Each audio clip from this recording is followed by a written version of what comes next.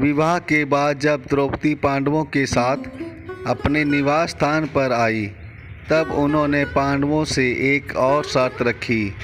उन्होंने कहा कि उनके साथ एक समय में सिर्फ एक ही व्यक्ति साथ रह सकता है। अर्थात उन्होंने कहा कि वह एक समय में एक पांडव के साथ ही रहेगी। जो भी पांडव उनके कमरे में आएगा, वह अपने जूते बाहर उतार कर आएगा, ताकि बाद में कोई अन्य पांडव आए तो उसे बाहर से ही पता चल जाए कि कमरे में पहले से ही कोई और है।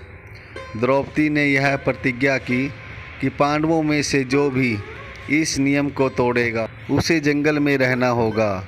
एक बार युधिष्ठिर और द्रौपदी कमरे में थे। युधिष्ठिर ने अपने जूते कमरे के बाहर उतारे थे, लेकिन कहीं से एक कुत्ता आया और उसने युधिष्ठिर के जूते वहां से कहीं और हटा दिए।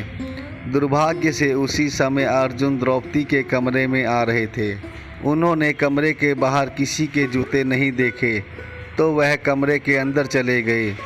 अंदर पहले से ही युधिष्ठिर और द्रौपदी मौजूद थे, जिससे द्रौपदी की प्रतिज्ञा टूट गई और अर्जुन को जंगल में जाकर रहना पड़ा।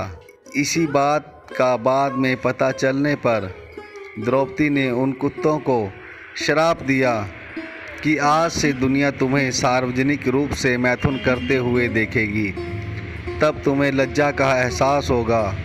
और माना जाता है कि द्रौपदी 5 कन्याओं में से एक हैं, अर्थात जिन्हें 5 कुंवारी कन्या के रूप में भी जाना जाता है।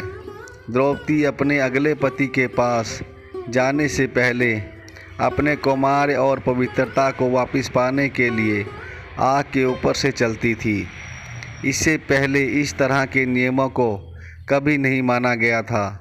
हालांकि पांडवों की अन्य पत्नियां भी थीं, लेकिन ये पत्नियां अपने माता पिता के साथ रहती थीं और वे 4 साल में अपनी पत्नियों से मिलने उनके पास जाते थे।